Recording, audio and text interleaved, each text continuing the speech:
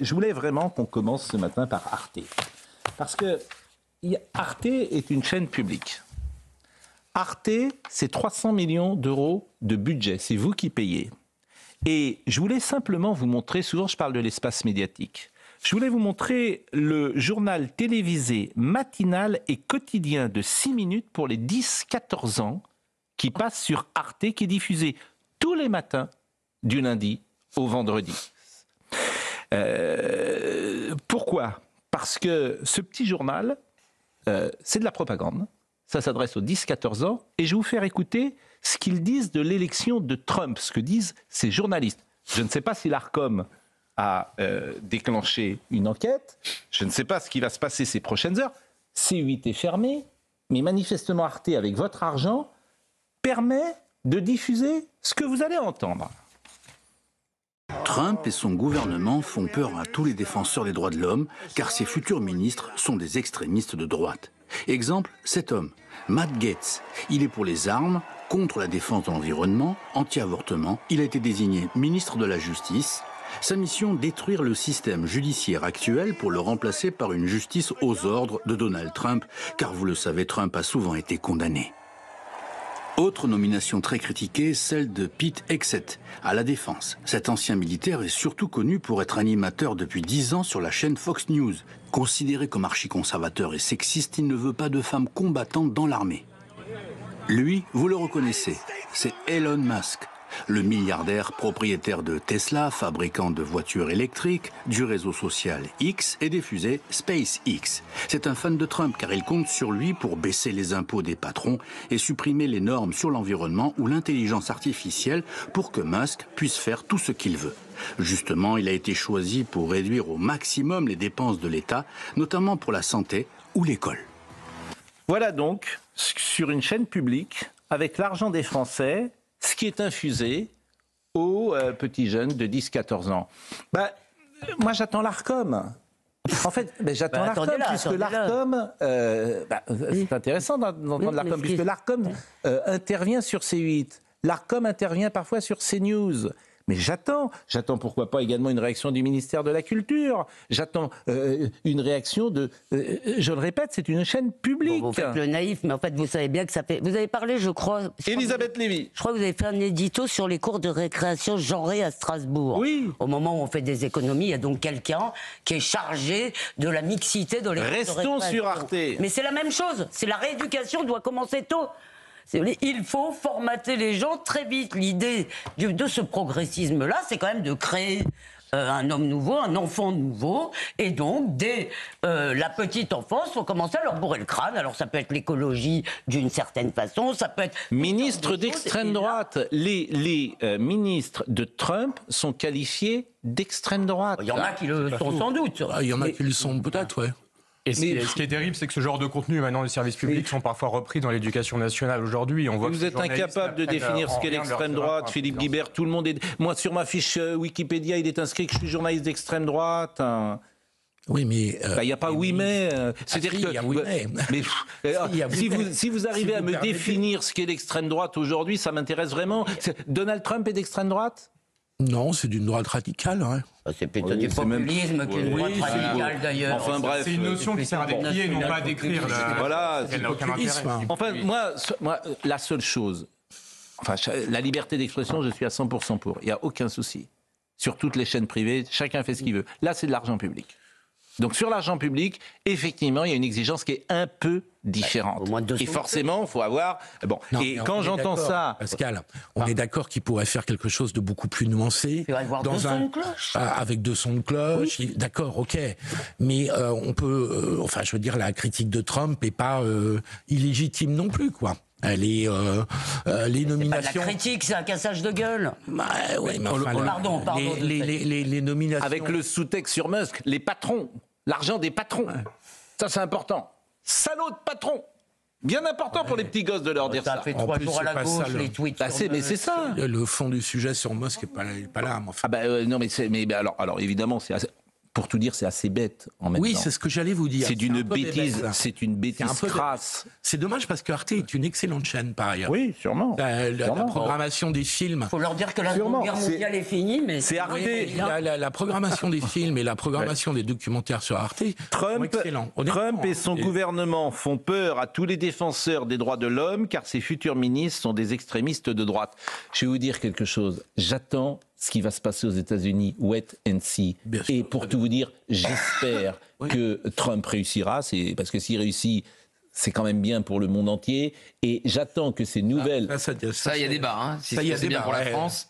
C'est Ça, il y a toujours, débat, hein. c'est Allez, on toujours leur bien. dit au- C'est toujours bien. Ils sont dans le vin et le champagne C'est français. toujours bien qu'un pays réussisse, et notamment que l'Amérique réussisse, et que l'Amérique pense ses Oui, mais les plaies. intérêts des Eh Américains ne bien, sont pas les intérêts des Français. j'entends bien, c'est ce qu'a dit Hervouet et il avait raison. Mais l'autre jour, on va sans doute déchanter, mais j'attends que des nouveaux profils pour diriger des ministères comme Elon Musk, et non pas les petits hommes gris qui gouvernent la France depuis des années et qui sont responsables de ce qui se passe avec le Mercosur, parce qu'on va en parler. Parce que les petits hommes gris qui vous ont mis, madame, en difficulté sur la compétitivité de l'agriculture française, massacrée à coups de bureaucratie délirante, contradictoire, fiscalité écrasante sur toute la chaîne de production agroalimentaire, c'est les petits hommes gris. Alors on va voir, J'ai lu aussi. on va voir ce que fait Musk, si vous me permettez. Je peux répondre à, Je vous en à prie. Gauthier par rapport à, Sophie Lénard, au vin- agricultrice. au vin et au cognac. Il n'a jamais été nécessaire d'avoir des accords de libre-échange pour vendre à l'étranger. Hein. Par contre, là, la nuance, c'est que tous ces produits-là, avec ces accords, rentrent avec des droits de douane quasi nuls. Oui. Donc des prix Et extrêmement on bas parlait des qui vont États-Unis. dézinguer. Ben, Avec les peu taxes importe. douanières à 100% Peu que veut mettre importe, Trump. si Trump veut acheter du Moët et Chandon, il ne va pas téléphoner à Macron pour aller en acheter. Hein. Il peut aller en acheter sans problème. Par contre, tous ces accords qui sont en train de se passer là, dont un encore un peu plus par rapport à une liste déjà longue, c'est les droits de douane très faibles et qui vont faire des prix alimentaires très bas pour lesquels on ne pourra pas être compétitif. Et si je peux rappeler quelque chose, le Mercosur, certes, est une chose, mais c'est le cumul de tous ces accords. Parce que celui-là, c'est un en plus de toute une liste. Donc là, on parle de 99 000 tonnes de bovins, pour prendre que cet exemple-là, parce qu'il y a beaucoup de chiffres qui circulent, mais additionner ça avec tous les autres accords du Chili, d'Afrique du Sud, le CETA et autres, mais Alors, arrêtez de nous faire produire alors. Hein. Et là, j'aime pas le mot souveraineté parce qu'il est Sophie tellement Lénard. galvaudé, mais votre autonomie alimentaire, attention. Hein. Pourquoi de Bon, souveraineté Sophie Lénard, vous êtes avec nous et on va voir évidemment ce qui se passe sur ce dossier du Mercosur. Je voudrais simplement dire une phrase de Michel Barnier qu'il a dite la semaine dernière. Il a dit... Sur les drapeaux Non, il a dit cette phrase que je trouve absolument sidérante et qui en dit long sur ce que sont ceux qui nous gouvernent. Je dis aux paysans, aux agriculteurs, aux agricultrices, aux agriculteurs qu'ils peuvent avoir confiance, il manque un mot, qu'ils peuvent avoir confiance dans le gouvernement. Je ferai tout ce que je pourrai. Bon, il fera rien parce qu'il peut rien.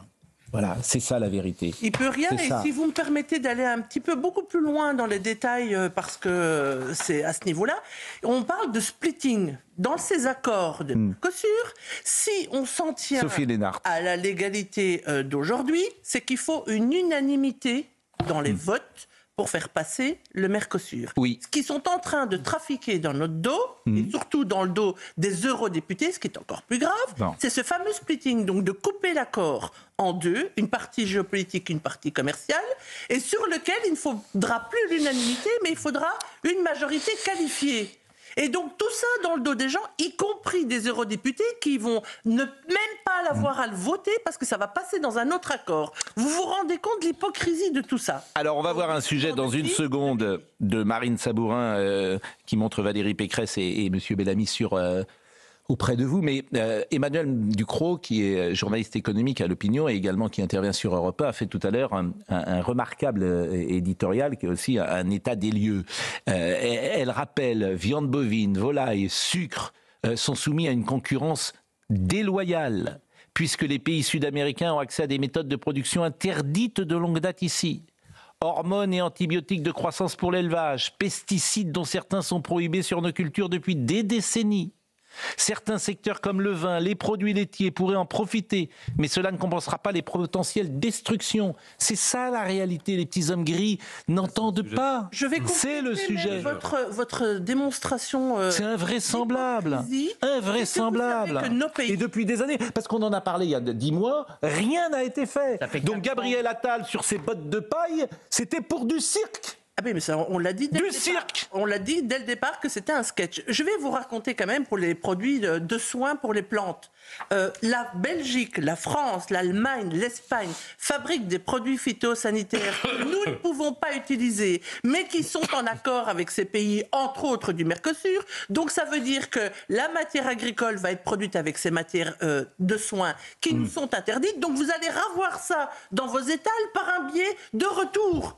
Est-ce qu'on peut dire aux gens que déjà l'alimentation à bas prix, ça n'a aucun sens, ni pour l'agriculture, ni pour la santé. C'est primordial, la santé de nos concitoyens. Ça va coûter un fric fou à la sécurité sociale et gâcher des vies. De donner cette alimentation à Mais la population, quoi. j'entends ce que vous dites, et je rappelle que vous êtes Sophie Lénartz, que vous êtes présidente coordination rurale de l'Oise. Mais ce qui est important, et je vais encore citer Emmanuel Ducrot, parce que Emmanuel était dans le studio, je lui ai dit, Emmanuel, donnez-moi votre texte, je vais le redire dans quelques instants. Qu'est-ce qu'elle dit, Emmanuel, il y a quelques instants? La France surinterprète les règles environnementales européennes, qui sont déjà les plus rigoureuses du monde, que ce soit pour la gestion des eaux humides, pour le fatras administratif qui entoure les installations d'élevage ou pour les phytosanitaires. Elle a raconté, Emmanuel Ducrot, on a saboté la filière noisette. Ah, évidemment, vous en fichez. C'est pas votre truc, la filière noisette. Mais non, mais tout le monde s'en fout, en fait. Tout le monde s'en fout. Mais la filière noisette, en interdisant un produit insecticide autorisé partout en Europe. Et ça, c'est pas les règles européennes, c'est les petits hommes gris. C'est les élus. Enfin, aussi, c'est invraisemblable Pascal. quand même. Pascal, c'est les Je veux élus dire, aussi. et la France a saboté aussi les salades, les pommes, les betteraves, les pommes de terre, etc. L'agriculture La France française. lave plus blanc. Eh bien, il y en a C'est marre. pas les petits hommes gris seulement. Mais si, c'est les élus. Oui. C'est les élus. Alors, Les alors ministres nommés. c'est des C'est les politiques aussi. Oui. donc évidemment, ce qui s'est passé il y a 9 mois, vous êtes de nouveau Il y a- sur le terrain. Écoutons d'ailleurs Emmanuel Il y a un Macron. sujet tabou dont personne ne parle, ou Oui. très peu. Enfin, les agriculteurs en parlent beaucoup, Oui. mais dans la classe politique, l'Ukraine, c'est le sujet tabou. Oui. On a levé toutes les taxes douanières sur l'Ukraine en raison du conflit russo-ukrainien. Résultat des courses, depuis qu'on a fait ça, sur un exemple hyper concret, le marché français est inondé de poulets ukrainiens, produits dans des conditions bien différentes, vendus à moindre prix, et qui fait une concurrence complètement déloyale aux agriculteurs français. Mais on a dit tout ça il y a un an. On a dit tout ça il y a un an. Rien n'a changé. Monsieur ministre, Attal est la seule venu chose qui a changé, sur c'est le ses ministre. bottes de paille pour faire le cirque. Une chose qui a changé. C'est quand même fou ce On est passé pays. de Marc Fesneau à Annie Genevard. Il y a une chose qui a changé, c'est que là, on a quand même, mais je suis d'accord avec vous que je pense Nathan pas Devers. grand-chose, mais on a le président de la République et le Premier ministre qui disent qu'ils sont contre la signature de cet accord. Mais Il alors, n'a pas dit ça. Il n'a pas dit ça, Emmanuel Macron. bien sûr. En l'état. Alors écoutons Monsieur Macron. Des clauses miroirs. Ensuite, l'Allemagne est pour. Et pour l'Allemagne, Voilà, ça va être très favorable cet accord. Pas Et les agriculteurs et allemands. bien hein. sûr, mais je Oui, parle mais de l'Allemagne, la l'industrie position. allemande. Écoutons Monsieur Macron, président de la République, sur les signatures du Mercosur. Écoutons-le. La France aujourd'hui ne signerait pas en l'état ce traité Mercosur. Je le dis depuis plusieurs années, ça a été répété par le gouvernement comme par tous les gouvernements précédents. Et cette fermeté que nous avons, elle est simple, c'est que nous ne croyons pas au préaccord tel qu'il a été négocié. D'abord parce qu'il vient de très loin, ensuite parce qu'il ne prend pas en compte toutes les évolutions que nous avons fait nous-mêmes sur nos propres marchés. Et comme je lui ai dit, pour l'Argentine, il serait très mauvais pour sa réindustrialisation. Et pour nous, il serait très mauvais pour notre agriculture. Et je vais être simple, nous ne pouvons pas demander à nos agriculteurs en Europe, agriculteurs français, mais c'est vrai pour tous les agriculteurs européens, de changer leurs pratiques, de se passer de certains produits phytosanitaires, d'avoir ce qui est notre fierté, une agriculture qui est de grande qualité. Et en même temps d'ouvrir notre marché à des importations massives de produits qui ne respecteraient pas les mêmes critères. Bon, c'est bien de faire une interview au pied d'un avion Ouais, qui fait du bruit, mais évidemment, si on pouvait faire une interview sans que l'avion mette les... Non, mais ceci, il a raison sur le... Bien sûr qu'il a raison. Parce que ça engage. Mais il est président de la République, il peut peut-être faire quelque chose. On ne peut pas accepter qu'il y Nathan Dever. ait des contraintes environnementales qui soient extrêmement fortes en Europe. Je pense que ces contraintes sont légitimes pour la transition écologique, mais si elles ne se font pas à l'échelle mondiale de manière homogène, et si en effet on importe des produits qui sont qui ne respectent pas nos standards, qui sont en effet, comme vous l'avez souligné, dangereux pour la santé, qui sont de moindre qualité, c'est insupportable. Pardonnez-moi de vous dire que, vraiment Nathan, moi je vous aime bien, mais qu'est-ce que vous en savez que pour la transition écologique, il faut supprimer la filière noisette en interdisant un produit insecticide? Qu'est-ce que vous en savez, vous? Rien. Je ne parle pas des noisettes. Oui, mais qu'est-ce que vous en savez, vous? Mais évidemment que je ne suis pas spécialiste de la question des noisettes. Personne, en fait. On te dit ça, mais c'est... Je parle du libre-écéchange en général. Là, vous avez dit, pour la transition écologique, il est bon que les agriculteurs mettent l'agriculture aux normes. C'est ce que vous me dites. Et moi, je vous pose la question, parce que tout le monde dit, oui, la transition écologique, ça va pas. Qu'est-ce que vous en savez? Rien, en fait. Et vous pensez que c'est parce que c'est comme la voiture électrique? Hier, il y avait M. Ferracci qui était là. Il a expliqué cette chose extraordinaire. On va imposer aux entreprises la voiture électrique. Donc vous allez, un représentant de commerce qui fait 600 km par jour, vous allez lui dire de prendre une voiture électrique et de s'arrêter 3 fois pour la recharger. Mais en fait, on est chez les fous aujourd'hui. On est chez les fous. On va imposer. Oui, mais concernant les contraintes, le fait que la transition écologique doit... Les Français ne veulent pas de la voiture électrique. Oui, non, mais là, on parlait de l'agriculture. Voilà. Non, mais c'est pareil, en fait. En fait, c'est pareil. Ce sont des sujets des décisions sont prises contre la vie des Français. Que ce soit la voiture électrique, l'agriculture, tu peux tous les prendre. Et c'est pour ça qu'en fait, les gens n'ont absolument plus, ne respectent plus la parole politique. En tout cas, sur le Mercosur, Emmanuel Macron s'oppose avec emphase à la signature du traité. Mais Joachim Le Floch-Imad. La réalité qui parle dans le vide, puisque Bruxelles peut très bien passer outre la voix de la France, dans la mesure où on a fait de la politique commerciale une compétence exclusive de l'Union européenne. C'est dans l'article 3 du TFUE. Et on a criminalisé pendant des décennies le discours souverainiste qu'on aurait peut-être mieux fait d'écouter quand je vois que la balance commerciale agricole française a été divisée par 4 l'an dernier encore. Oui, mais... Alors on va voir un sujet quand même. Voyons le sujet de Valérie Pécresse et François-Xavier Bellamy qui sont sur le terrain. Sujet de Marine Sabourin avec vous les agriculteurs. Écoutons. Les agriculteurs lancent l'acte 2 de leur mobilisation. Dès hier soir, ils étaient plusieurs dizaines à Vélizy-Villacoublay dans les Yvelines, affichant ce message. Macron, si tu vas à Rio, n'oublie pas tes pecnos. On considère que Macron, lui, nous considère comme des pecnos.